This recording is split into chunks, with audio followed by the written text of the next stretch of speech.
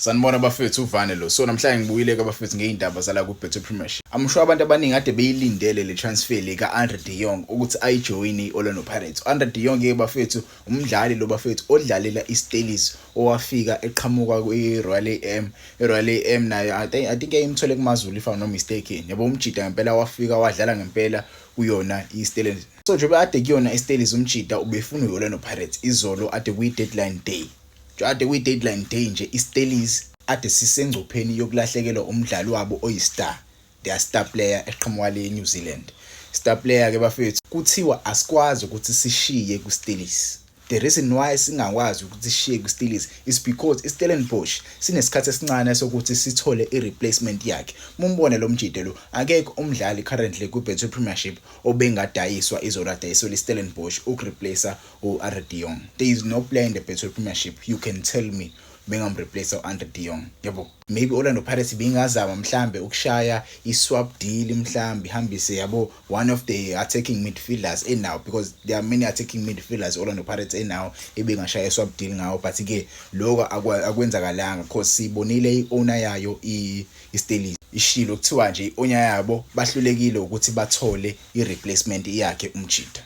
Yabo bahlulekile ukuthi bayithole replacement, so umjida kumele alinde kancane. Yabo baqhubeka basho la kwathiwa the two clubs just couldn't reach the agreement.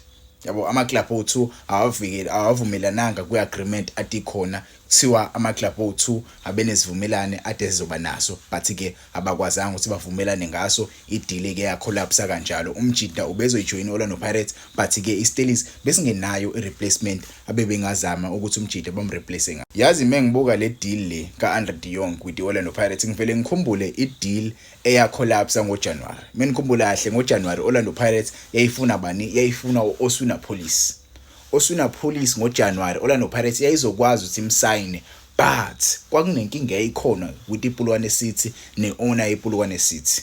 Owner yePulwane City yayithi ifuna ukuqualify with Osuna Police. Osuna Police mayasaqhubeka adlale kahle bazokwazi ukuthi baqualify for ama-CAF Confederations or CAF Champions League. They were aiming to qualify because previous season Osuna Police wayedlale kahle kakhulu with iSteelers. Not iSteelers per se, iPulwane City wayedlale kahle kakhulu with iPulwane City, so babe aim ukuthi akwazi ukuthi abayise yabo to the newer heights, bakwazi ukuthi badlale kwibhola lase-Africa, because they claim ukuthi ibhola lase-Africa ilona bhola elizothatha iPulwane City lifake kwimap ebe iclub eyaziwayo njengayo nje uSteelers. So Steelers bayaziwa right now in the continental football because they play kwi-continental football. Yabo amathima njengoSikhukhune nje they compete in the continental football because badlala kahle, so nabo babefuna ukuthi Osuna Police abathatha bebeke lapho.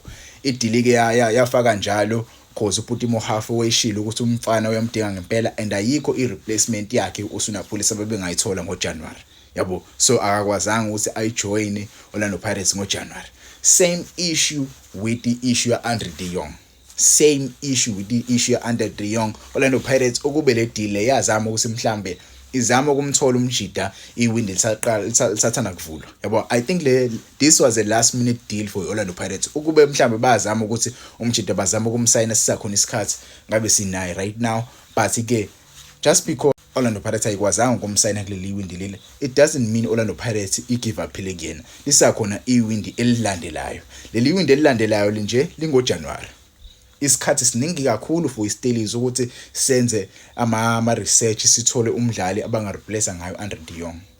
Sikhulu kakhulu isikhathi sokuthi benze lewo ma research lawo, because Orlando Pirates masingqongqoza kuwindi lesibili ilapho khona sobe sesingangqongqozi kamnandi, sobe sengqongqoza nje nezindodla zeimali. Sathanda kuni MTA need right now Orlando Pirates, njobe sathanda kuni MTA need nje inkulu kakhulu leyo mali leyo.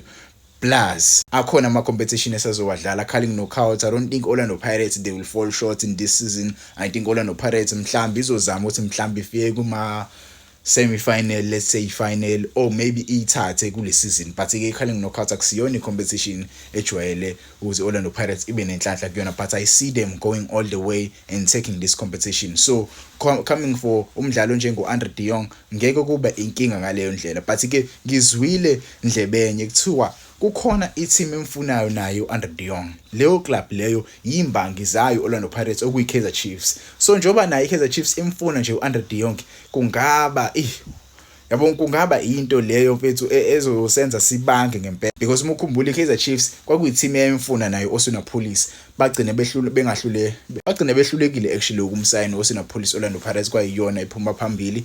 Kaizer Chiefs right now bafuna ukubuilda isquad estrong ngempela njengoba sestrong nje isquad bafuna usibuilda. I don't think bangakhala kakhulu ekusayineni Osuna ulomjida lo Andre de Jong yabo. So I see them as imbangi ezinkulu kakhulu ekumsayineni lomjida lo. But ke mase siza kuyena umdlali, I saw a lot of comments saying umjida indlela adlala ngayo, his style of play asiyifit style of play esidlala right now. And mase uyabheka ngempela indlela adlala ngakhona umjida, for me I don't think yena yabo uyileyo attacking midfielder esiyidinga yena. Yes, he's a hard worker Andre de Jong, don't get me wrong, he's a hard worker. Umjida uyakwazi ukudlala, uyakwazi ukuhustlisha, uyakwazi ukuthola ibhola aye phambili, create ama chances for i-team, une strength futhi. Uma usubheka nje indlela adlala ngakhona Evidence Makgopa yabo, Evidence Makgopa ulomjida lo same thing as Evidence Makgopa. So when you look at creative midfielders esinaku Orlando Pirates currently, we have creative midfielders. I'm not talking about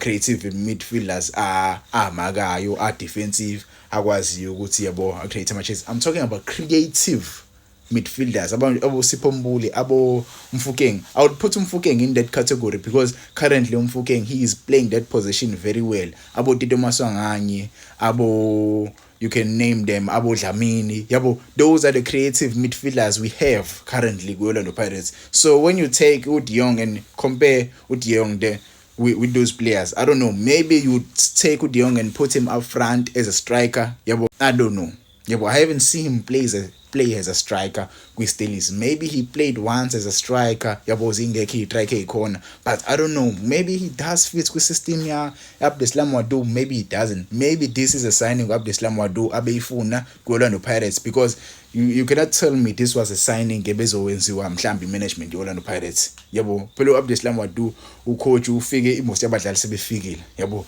le signing le bengenza kube i-signing yakhe. So I don't really know ukuthi bekuzoba i-signing yakhe le ubezoyisebenzisa kanjani kule system esinayo right now. Yes, I see a lot of players, they are doing very well kule system le, and you see a lot of diagonal balls coming from ama center backs awu-2 okumbokazi benoSiyema. I don't know, maybe bizosebenzela i-game plan. Ungangitshela ama-comments bafethu, how do you feel about i-signing ya Andre de Jong? Do you think umjida ubezokwazi ukuthi asisize kahle kule season? For me, I think yes, ubezokwazi ukuthi asisize, but bekuzoyijeopardize i-system esidlala ngayo right now. Currently sidlala ngenye system, and uintroduce yena umjida bekuzosenza sishintshe the whole system we are playing currently. Angazi besodlala ngayiphi system, angazi bafethu. Ngeza ngani kuma comments nina nizwa kanjani indaba Andre de Jong to Orlando Pirates ngoJanuary? Do you think ngoJanuary umjida kumele simlande noma kumele silinde kuze kuphele isizini? Mase siqala isizini entsha umjida sim introduce kwi season entsha.